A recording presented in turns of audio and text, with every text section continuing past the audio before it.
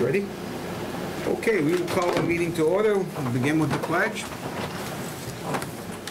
I pledge allegiance to the flag of the United States of America and to the republic for which it stands, one nation, under God, indivisible, with liberty and justice for all. All right. We'll begin with the town administrator's report. Thank you, Mr. Chairman. First of all, we did get some good news at the end of last week.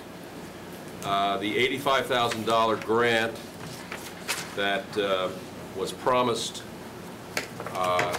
to the town to build the Templeton Center playground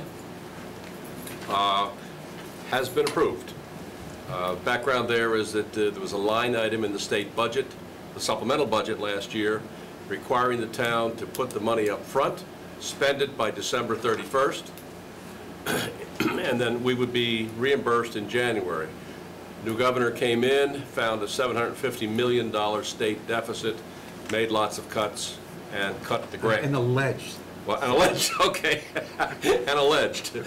Well, and then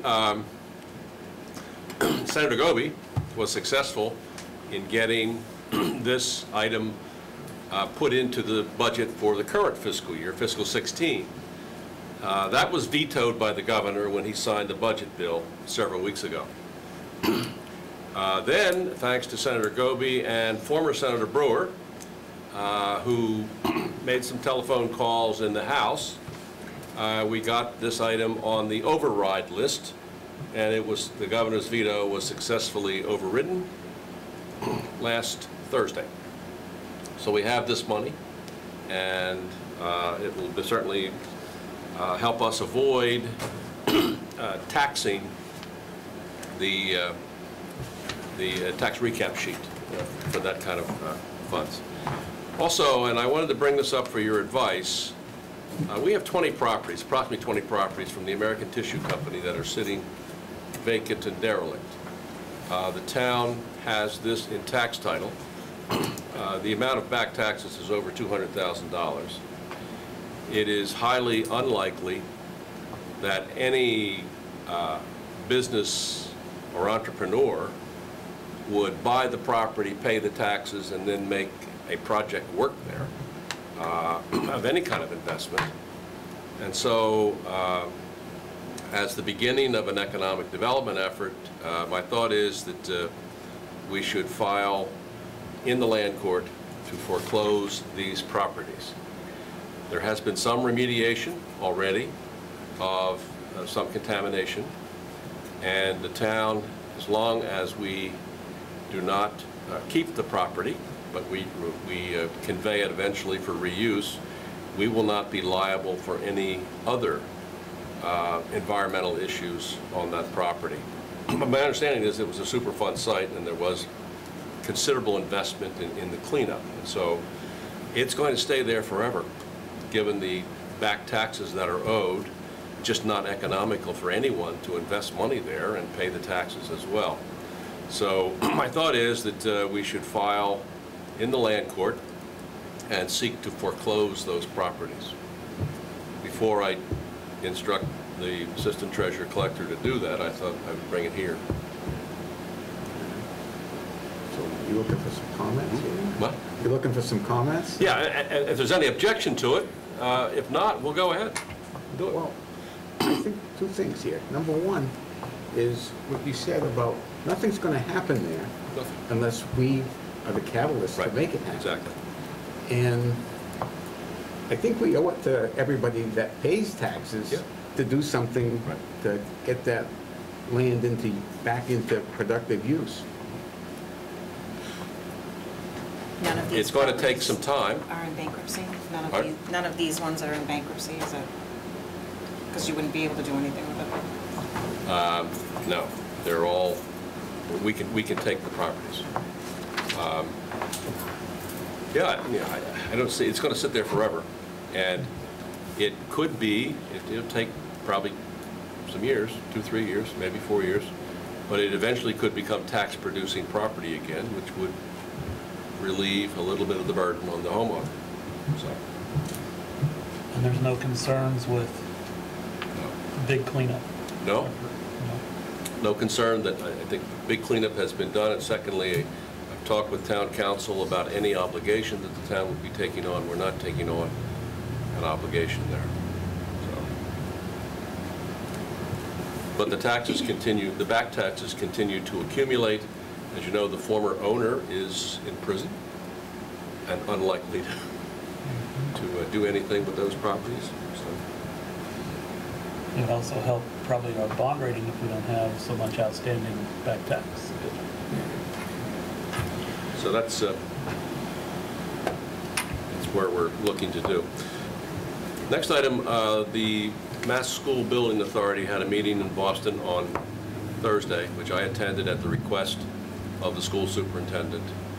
And the MSBA did give permission or the authority for the town to move forward to complete a schematic design for an elementary school, to schedule a town meeting and an override vote for this fall. So that's the outcome of that. I did send to you today the letter that was received by the superintendent, who conveyed it to me, and some of you, I guess, as well, about the decision that they made. I have a lot of appointments. First of all, the appointment of Gerhard.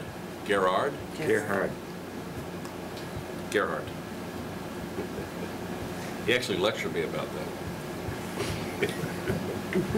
Gerhard Fandryer as the alternative wiring inspector for the town.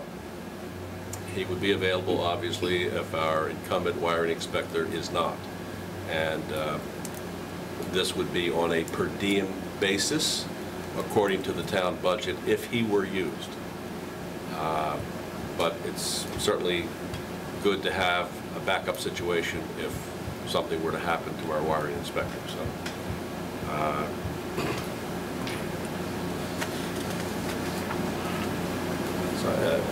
You know, the process is that the board has to confirm the appointment.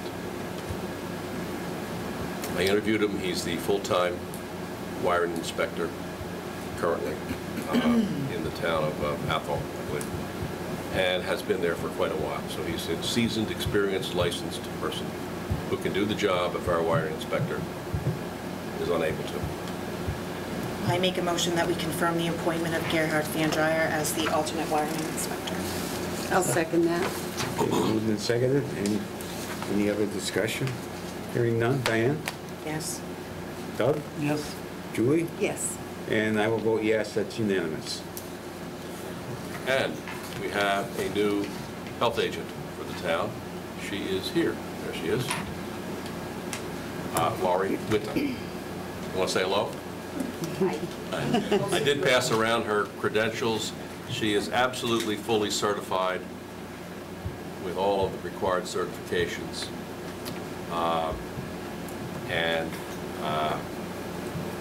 She would be coming into the town's employment a week from Monday. And we'll work a 35-hour work week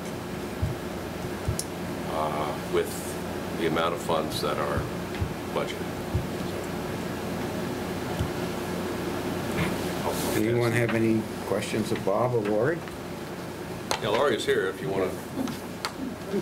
Thought I asked her to come here tonight so she could introduce herself personally and answer any questions that you have. Lori worked here before, and knowing what I do for a living, it was always a pleasure to go in and speak with her, and she was efficient and got back to you, and you know, I never really knew how impressive your resume was, but I would like to say welcome. Happy to have you back. Welcome. Anyone else? Lori, anything you would like to say to us or ask of us? I'm really happy to come back to Templeton. I enjoyed working here. I grew up here, went to school in this building. So I look forward to it. All right, thank you. Did you want me to make a motion? I make a motion to confirm the appointment of Lori Witta as health agent. Second. Moved and seconded. Hearing no other discussion, Diane? Just a comment that the Board of Health has also done interviews of Okay. 3 candidates, and they concur as well, that given the hybrid system we have here for responsibilities, Yeah. it's their concurrence as well that Laurie be appointed. Okay. Diane? Yes. Doug? Yes, Julie? Yes. I vote yes, that's unanimous. Okay. welcome. Okay. And next up, we're gonna have a collective No, I have- bargaining He's not update. done Oh, I have more. Oh, you have more I appointments? have more. Oh,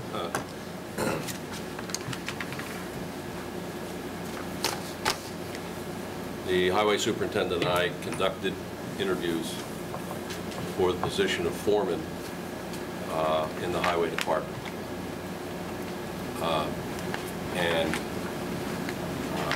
upon the recommendation of the highway superintendent, and as a result of the interview process, myself, I am nominating or appointing Mark Danielson to be the foreman of the highway department. I'm not sure if you have to confirm that, and this is a I don't promotion, think so. I think not an that's- appointment of I think a- that's your appointment. Right, I just thought I'd bring it in here Yeah. to let you know, this is not a new employee, and I believe the bylaw for the town administrator says that the board confirms new employees. Collective bargaining, we'll talk later on tonight in executive session. Also, I had a contact from a state official in the Department of Fisheries and Wildlife about conditions at Burn Shirt Conservation Area. And she asked that I go down there and do a walking tour, which I did last Thursday. And we walked through the grounds, and they are concerned because they hold a conservation restriction and have a stake in the property. They're concerned about the condition of the property. There has been some dumping, and it's also being used as a shooting range. And in addition to that, it's being used inappropriately by off-road vehicles.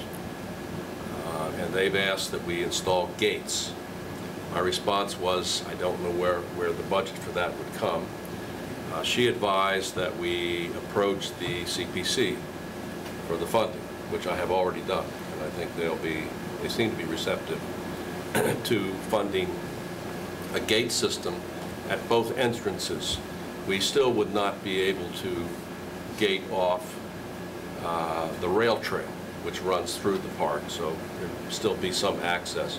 But the main access there, you can see the tracks of the four-wheel vehicles that are doing some damage there, and probably it might even be the same people who are using the place as a shooting range. They have an old couch that's turned upside down, they have a target on it, and they're doing target practice there.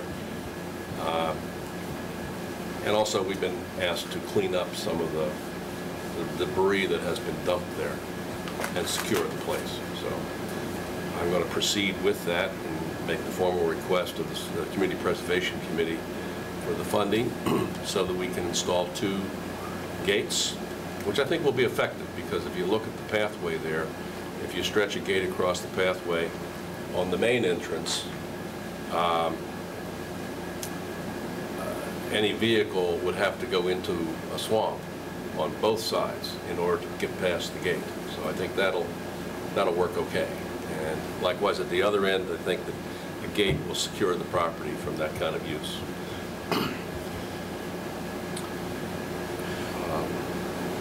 Just so people will know, Bob, could you tell us where this is located?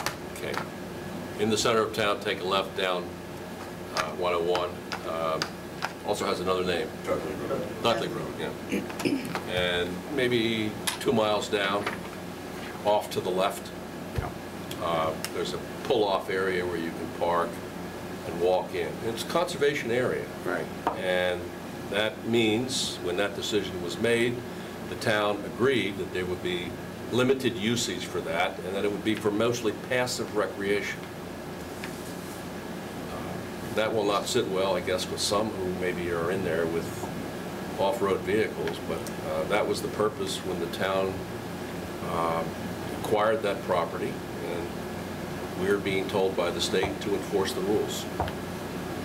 Well, if it's the town's responsibility. It is. It is. Well, we have to make a good faith effort to do it. Can I ask a question? What kind of dumping? Household debris, not construction debris. You know, sometimes a small contractor will do a job and then dump construction debris. I didn't see any of that. It was household stuff. Does somebody special have to do the cleanup? I don't think it'll take any kind of special workforce. Might I might did be a talk to good John. community service project. Well, Yes, that's it is. what I was thinking. I talked to John about having the Boy Scouts step in here. Yeah, So- that's a possibility too. Now, isn't this a pretty significant fine for illegal dumping, isn't there? There is. I looked around because, you know, I looked around for an old envelope or something that might identify who did it. I couldn't find anything like that. So, it might be there. I just, you know, I didn't spend a lot of time. We may be able to identify the person doing the dumping or persons doing dumping. It looks like there are several sites and people have been dumping there for a period of time. It's primarily party rubbish. Party? Party rubbish. Yeah. Bottles, Right. cans. Yes. They've had some fires out there. I went down there after she met with me, and I went down to inspect the area. The road going in is pretty deplorable. In the event that there was some sort of an accident down there, rescue would not be able to get down there with the vehicle. Just to let, I know the chief is sitting here, so because the town owns the property, if something needs to be done with the road to make it more accessible for emergency vehicles, the board or Mr. Markle would have to instruct us to do something with the road. What I'd like to know is if we could have some type of list or whatever of what specifically the town's obligations are there. Okay. I actually have that. Yeah. She gave me the document. It's not like that, what we're required to do. Well, we don't need that. An executive summary would do fine. I'll take the big document. Huh? I would read it. Also, one more item. We have a list here, which I'll pass over to you, of salvage vehicles. I believe you have, one by one, agreed to take those out of service and declare them surplus vehicles. They will be auctioned. Two of them are going to be held at least, or taken off the list, but that's the list of old vehicles that sit there at the highway department that are going to be disposed of. Why are they being held? Those two. One's being held, I believe, by the police department, and one's being held by Bud. We had it on the list, but I've asked Bob to put a hold on that. The mechanic wants to look at it, see if he can repair the frame on it. That we have another frame, and he asked for some time. When he gets a chance to look at it, we might be able to keep that vehicle going. We took it off the road because of a broken frame in the front where the plow hooks up, and he and another employee feel that we can possibly repair that, since we're down so many vehicles right now, and also the cemetery is feeling the same pain because they've lost some vehicles, so they're short-handed with vehicles. So by having the opportunity to fix it without putting any major dollars into it, it'd be pretty much labor and materials that we have. It might be a benefit to the town to hang on to it. Since we put a lot, before we redlined it, we had put quite a bit of money into that vehicle over the course of the last 12 months or so, and then the frame broke. So once the frame broke, we took it off the road because it couldn't be driven that way. But so we asked to put it on hold and to take another look at it and see if we can make a repair and possibly save it for one of the two departments. Okay. And if not, then we'll come back and get rid of it too.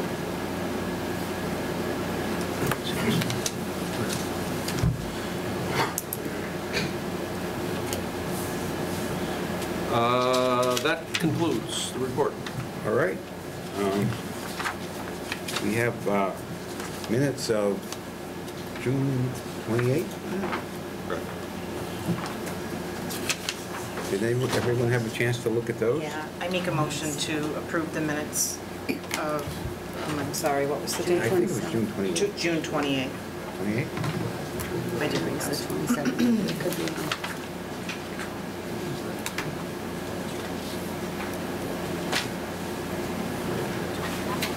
Yeah, here somewhere.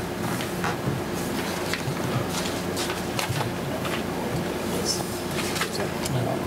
It was. Oh, I'm sorry, no. I'm going to retract that. I make a motion to approve the minutes of Monday, June 29th. It was close. Sorry, I know I read them. I'll second that motion. All right, moved and seconded to approve the minutes of June 29th. Any other discussion? Hearing none. Diane? Yes. Doug? Yes. Julie? Yes. I'll vote yes, that's unanimous.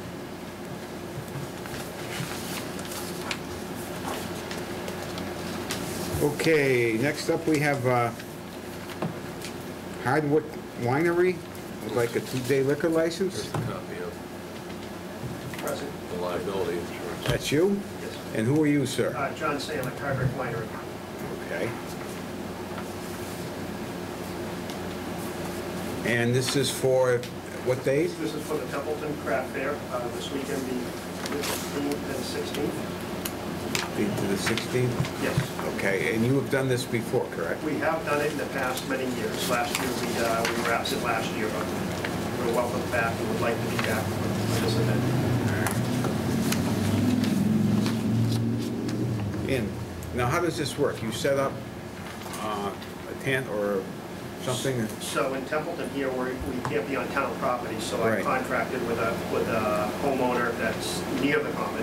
Right. And have permission from them, and I'm asking for a 2-day license to taste our wine, do a tasting, and sell bottles of our wine to be consumed off premise.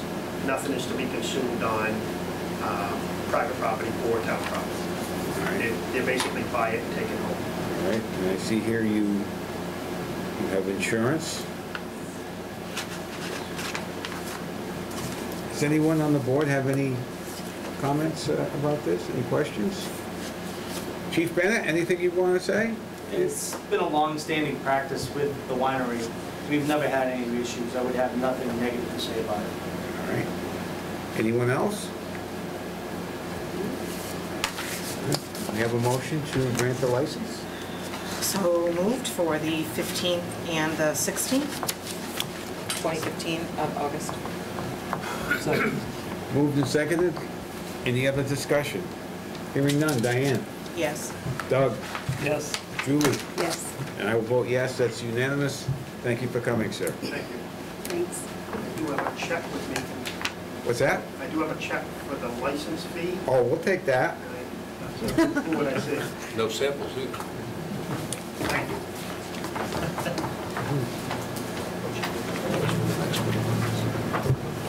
It's too early, so we're not gonna keep those.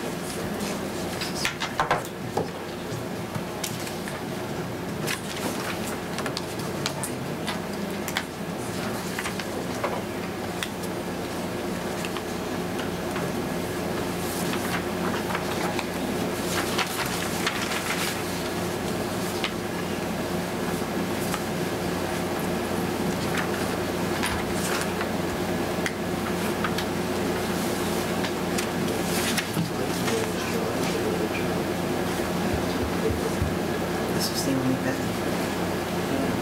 This is the only people we would get it from anyway. This is the only people we would get it from anyway.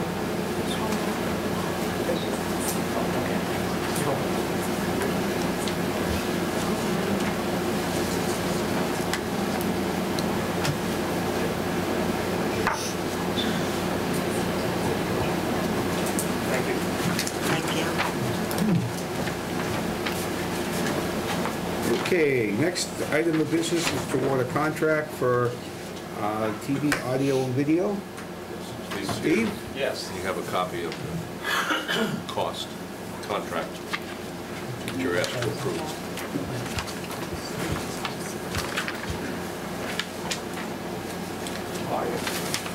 It's already done.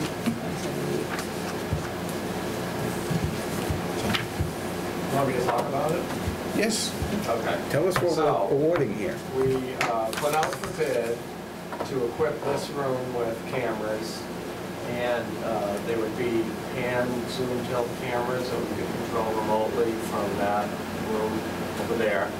2 in the back, 2 in the front, and that way we can see audience members, especially when someone's sitting here speaking and you're not just getting the back of somebody's head like we do now. And, you know, we had a system that, kind of do-it-yourself system that we put into the previous room, in the meeting room, but this would be a much better system with the remote control and all the necessary electronics to run that, as well as a DVD and hard drive recorder, so we can make DVDs and bring them to the station. We did leave out of this bid any kind of distribution from this facility to the station because we don't know where we're going to be after the negotiations with Comcast. We may be able to get them to give us a fiber line directly here, so that we wouldn't need to spend, say, an extra $5,000 on a system like that. So we received 2 bids, one for $23,385 and another for $35,956.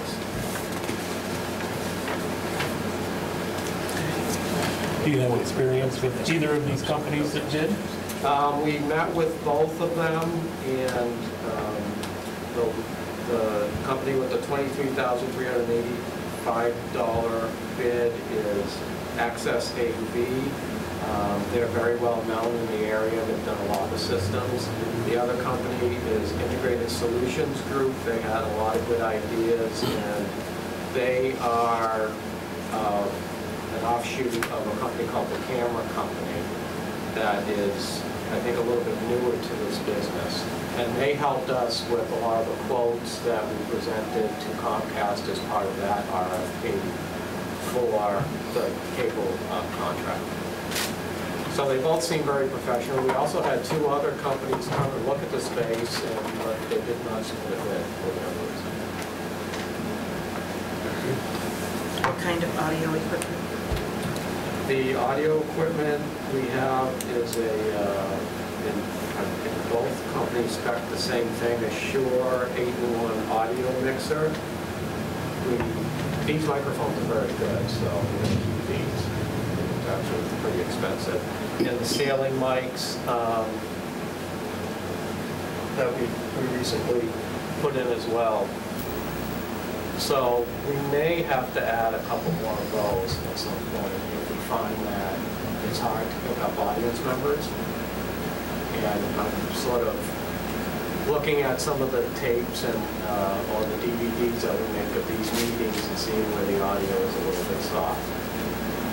So right now we have 8 channels of audio, and that's what we specified in an audio mixer. And anything for the hearing impaired? We can work on it. I'm probably not the only one. I will look into that. Thank you. I've heard 2 things from viewers, Steve, that people are watching these meetings. And one is, I think you've addressed, was it's hard to see speakers, people out in the audience. So if there's a camera somehow behind us, or that could alleviate that problem. And the other is that some people have said they have difficulty hearing. That's always been an issue, and yeah, you can only do so much. Like I said, these microphones are very good. The ceiling microphones are good. I think, you know, we may have to look at placing them more optimally, or maybe adding a couple more. What wreaks havoc is the AC. Oh, yes. And I'm down at the other building, I sat next to that thing, and I couldn't hear half the meeting. And it helps too, I think. Somebody was talking about this today, that Oh, no. when 23,000. people speak, Oh, just they the should, estimate. if the select Okay, board so in order to make a would motion, I want need them, the you know, exact to either come up here 23,000. and be near one of the microphones perhaps. Or we used to call it in the old room, you know, I used to ask the chairman of the select board, please have somebody sit in the hot seat. And they're right there, and people can see them, or if there's a presentation, you know, people can pick up the audio. Now, we have two bids, correct? One 30,000 and 123 something? Right. That's surprising. The value, is there value there in the $30,000 bid? Is there something additional or more there that would justify going with that bid? Ask him to repeat. Not necessarily that I can see. The difference is in the cameras. The higher bid, the cameras cost about $3,000 more. And they're 20 times optical zoom as opposed to 15. I don't think you're going to need to go 20 times on this one, unless you want to close it right in on somebody's mouth. I'm not sure you need to. So, and the other is for the video switcher, and these can get very elaborate. And the company with the higher bid specified $12,500 versus $4,000 for the other bid. So that's a huge difference. But I will look into the video switcher because the company with the lower bid actually specified a system for us previously for this room, and they were the only company that we knew, and they had a more expensive video switcher in that quote that they gave us. And so this may be something that we need to look at, maybe do a change order or work that into the contract, that we may want to upgrade one or two pieces of equipment within reason, based on our needs, and, you know, will that work with, say, if we get a fiber connection to this building? You don't want to specify a bunch of equipment and find out, oh, it's not going to work with certain connections or certain other equipment.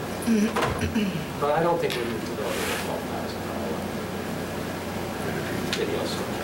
So what are you looking for a motion if you're going to ask them to possibly change the video switcher and not, if I want to make a motion, I don't really have a dollar amount, and are you going to go with, should we go with that other company? I'm comfortable with the low bidder as long as we can make any necessary changes if needed. Do you, okay, what is that number again? Could you just? The low bidder is $23,385. 385. So if you had to switch that out because you're not happy, because you said that they were, what dollar amount would you be looking at for that? I mean, can we do a motion like up to a certain dollar amount, or? The other switcher that they had specified was about $7,000. So It's another 3,000, right? yeah, So it'd be 34,000. 26,385, right? From what I understand too, and I don't know how this has a bearing legally with this, we put this out for an RFP because we were afraid it would be over $30,000. And from what we understood, I think Bob and I had a discussion with the attorney at one time, we could go up to $30,000 without an RFP. So Yeah, here it says the estimate's 35, so they're both below that. I guess, are you going to look into the other audio equipment also? if they're in the bid, sure. Okay. Well, I just think if it's important, Yes. it's not only me who, thankfully you're sitting in the front row. I can never hear the people who speak from the back, especially if I can't read your lips. So having a piece, I don't wear a hearing aid.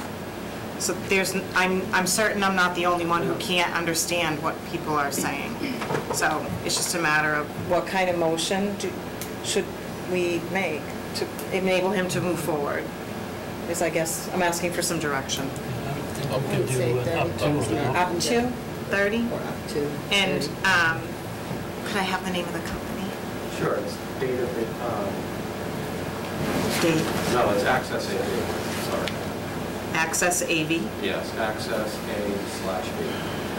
Okay, so I'm awarding a contract.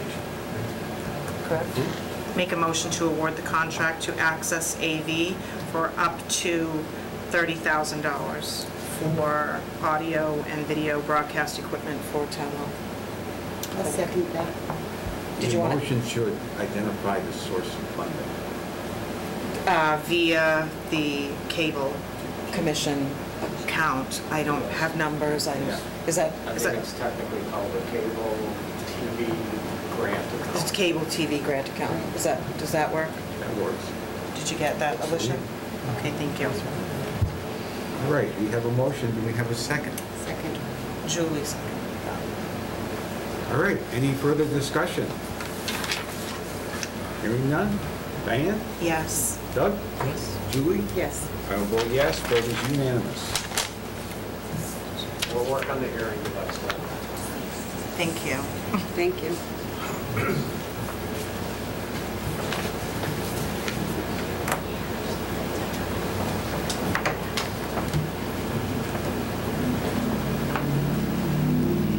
All right.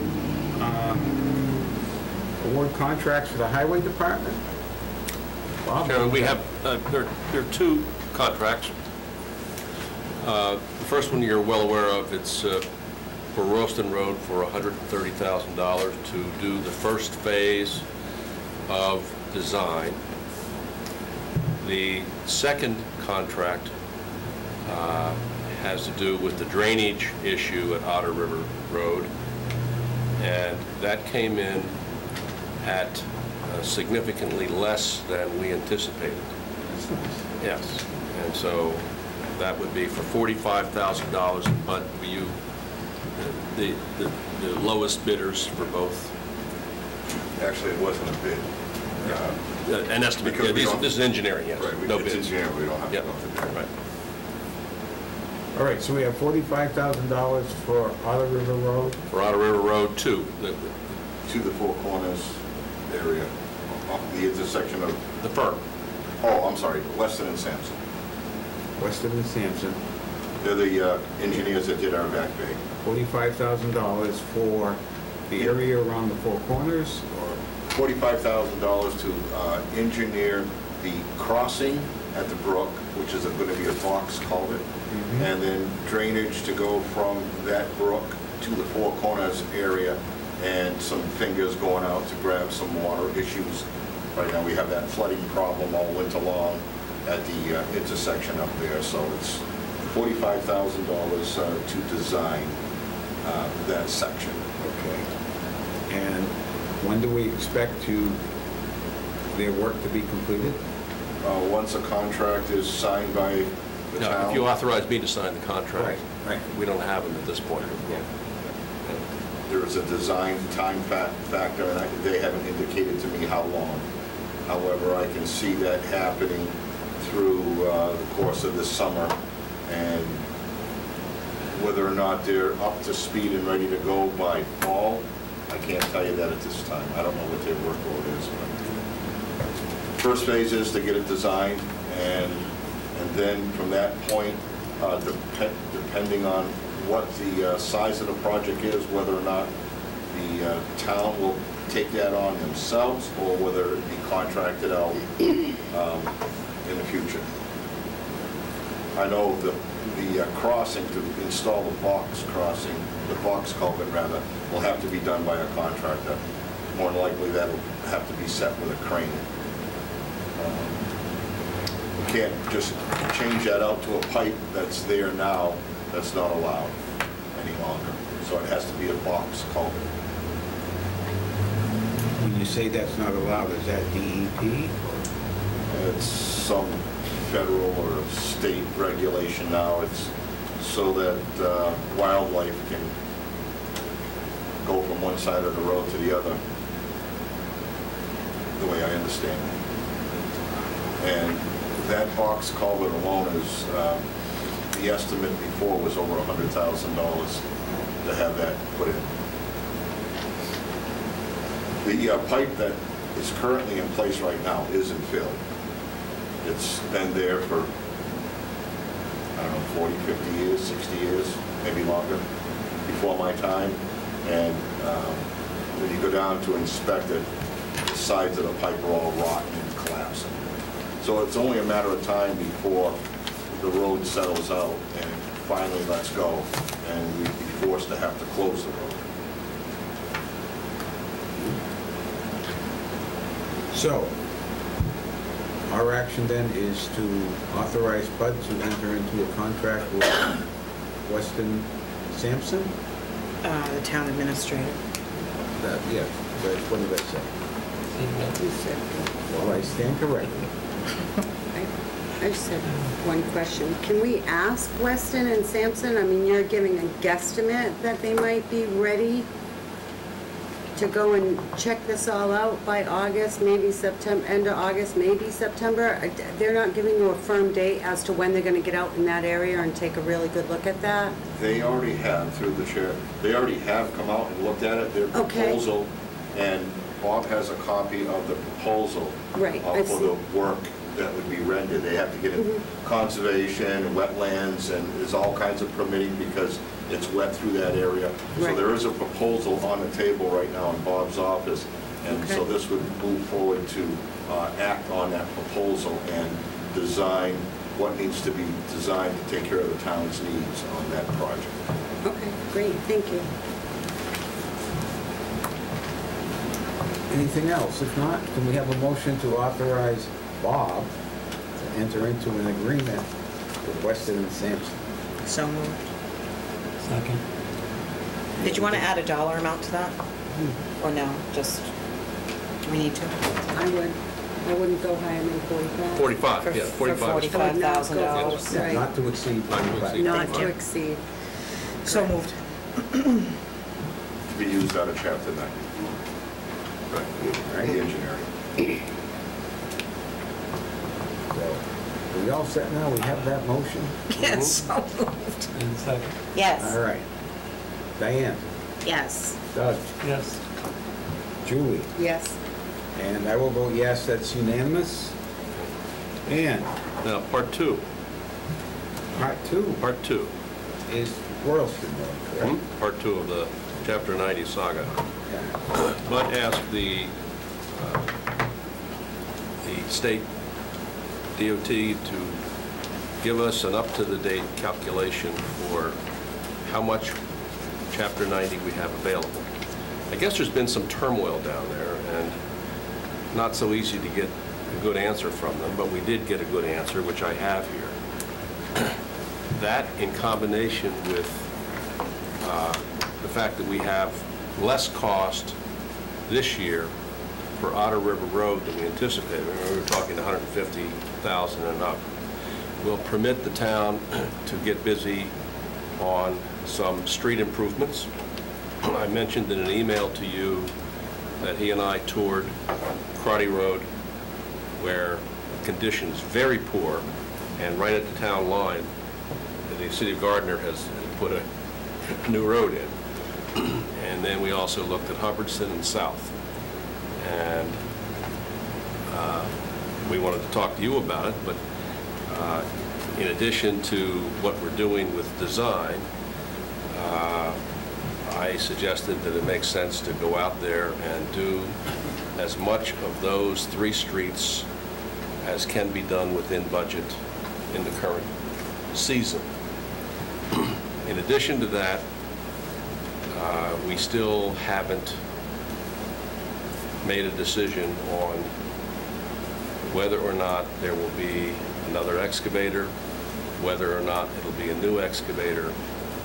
And now we're going to have some funds available if we wanted to do that as well as the three streets. So it looks like we are in the range of about $330,000 that we can spend.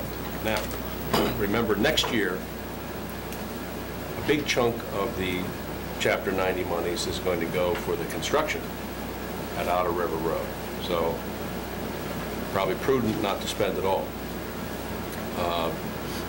And also another phase in the design for Royston Road is going to take a big bite out of our Chapter 90 monies. So this is where we are. We've got that much money that we have available now in the current year and some unexpended prior year Chapter 90 monies.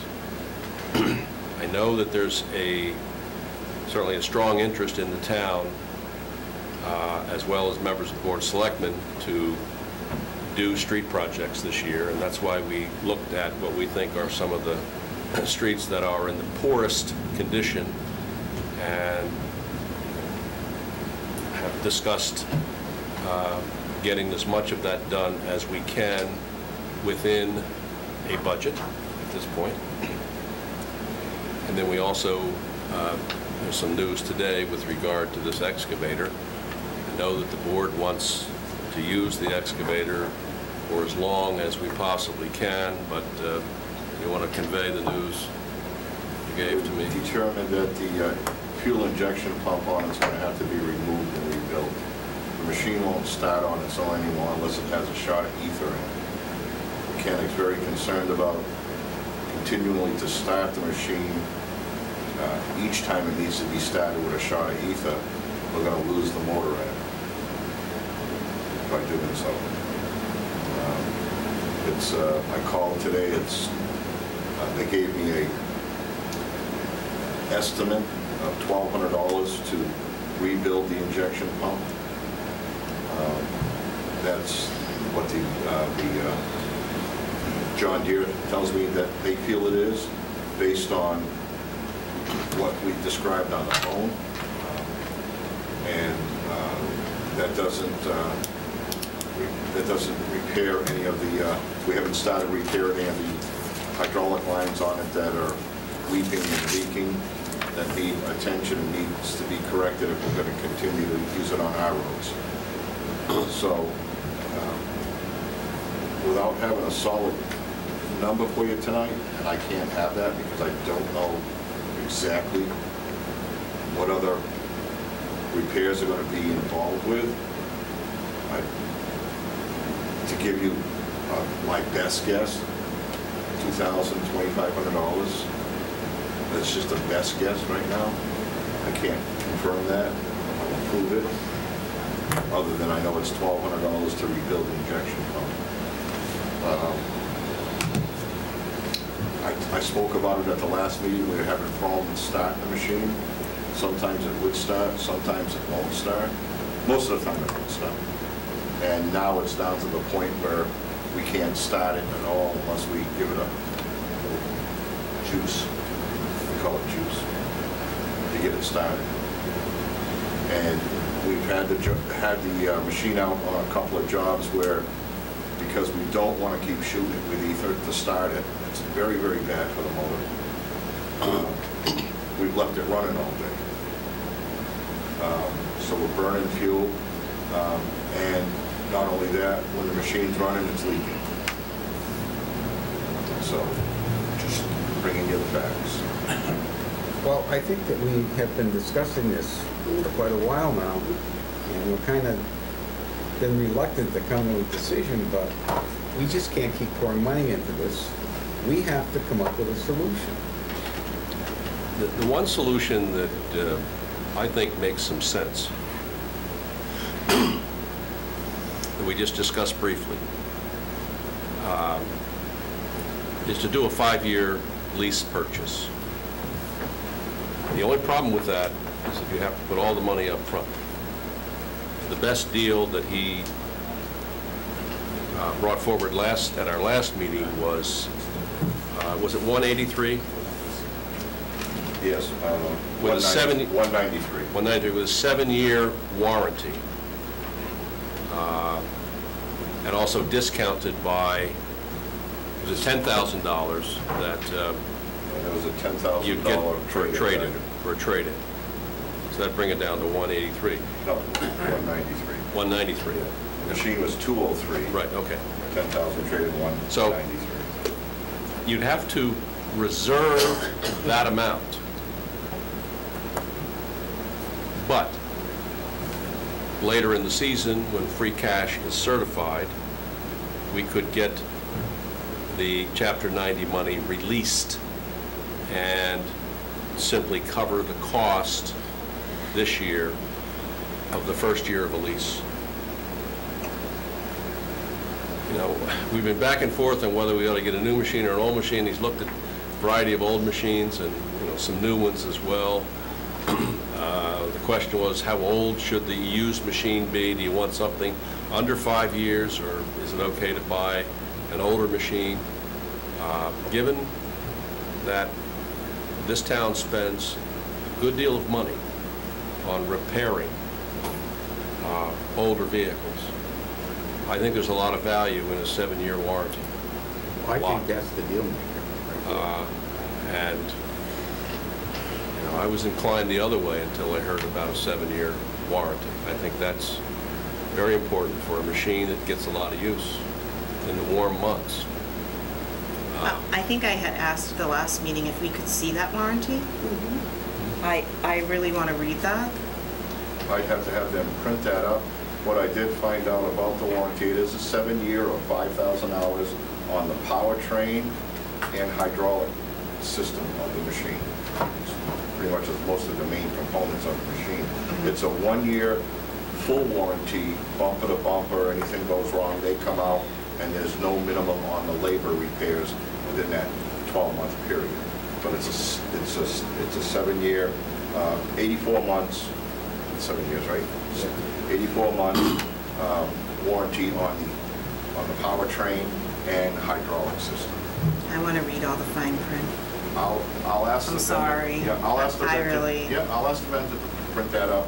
Thank you. I also called one of the other vendors today to say, hey, you know, vendor A is offering this warranty. What can you do? He promises to have something for me tomorrow to see whether or not they can match that type of warranty, and I'll do it with A, B, and C to see if it's apples for apples, you know, as far as warranty goes. We can have the proposal fleshed out for your next meeting if you're amenable to do that. The other thing that strikes me about this, it's also a forced savings account. In other words, you're reserving the money, and it forces the savings of that amount of money out of Chapter 90, making it available next year, you know, for I think the expenses that we know we're going to have next year for further design of Royalston Road, as well as construction at Otter River Road. So, you know. All right, let's do it this way. Let's put this on the agenda of the next meeting, which would be the 24th, is that correct? And if anyone has any requests for information on anything, you need to get it to Bob by Friday so that we will have all the information, and we're going to make a decision on the 24th. But even with what we're talking about here, the town will have a substantial amount of funds, well in excess of $125,000, to do street construction this summer. And we have the contracts for the work. We've been out to bid. Bidders, the low bidders have been selected, and so once that decision is made, the town can move forward and get some street work done. That's just a couple of questions. The 330 that you had talked about, does that already have the 45 taken out of it? Yes. Yes. So the 330 is after the 45? Yes. Of the 3 roads that we need to do, or would like to do, what's a generalized estimate? Is that, you know, $150,000 to do those 3 roads, or is it That was mine. $250,000 to do those 3 roads, or is it 100? So, I mean, I know we don't have, it's $2,642.68. I don't care, what's a round number? Through the chair. I had proposed 3 of the worst roads right now, in my opinion, that should have some sort of work done on them. That amount of money won't do all 3 roads. Because the contracts haven't been signed and awarded to the vendors yet, I've been unable to get them out here to give solid numbers on reclaiming and paving of the 3 roads. I know Holly's been working on the contracts with Bob. They're going to get, the intention was to get them in here this week and get them to sign the contract so that we can, because I can't call them in there. Basically, they don't know that, well, they know, but I mean, but again, if they're you not authorized to come in here and start measuring up roads and give us some numbers. Again, if they come in and tell you it's $500,000, then go home. We don't have that. You take, for example... You gotta have an idea. Yeah, just for example, Carty Ave is the shorter street. Okay. Less money to be used on that one. South Road is 4,950 feet long to do, and it's not all of South Road, it's just the bad area on that road. Hubbardston Road was around, I think, around 4,000 feet from Victoria Lane to Crossroad. That area there was pretty bad. Those are the 3 streets I'm looking at. But again, South Road is going to be probably going to consume all of that money alone because it's 4,900 feet long, 26 feet wide. But again, I mean, you've done enough roads that we ought to have a generalized ballpark, that a foot of road that's this wide is, $6,000 or whatever a foot of road is. I mean, we ought to have some sort of generalized idea of what a 4,000-foot road would cost. I will, I know how to do the calculations. I will do the measuring up of those roads without the vendors. However, their numbers sometimes are not my numbers. I'll come back with a number with Bob for Wednesday, by Wednesday. He'll have it in his office that he can distribute out to the board for a look. My draft. We need to have an idea of what the road work is going to be in order to make a decision on should we cut roads short in order to get the excavator. I'll have numbers for all 3 roads by Wednesday. Whether or not we get the escalator, I think it's prudent to reserve approximately $175,000 to $200,000 in Chapter 90 money, which we know we're going to be using next year. So, with or without the excavator,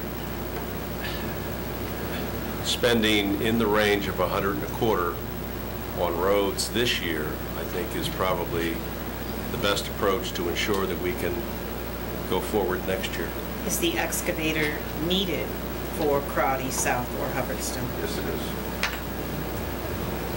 All right. Changes. Can you rank these? Which road is in the worst condition? Crotty. Crotty. Crotty's probably the bumpiest, however, it's not traveled as much as... My next South question Road. was going to be, which road is traveled the most? Which one sees the most cars in a day? And just, without a traffic survey, I would say South Road, my opinion. Really? Hubbardston Road's fairly busy too, but I feel that South Road, with all the development out there, people are coming down that road. And or if they don't, they're using Berry Road, which isn't much better. What section of South Road? It would start at the intersection of Wellington Road,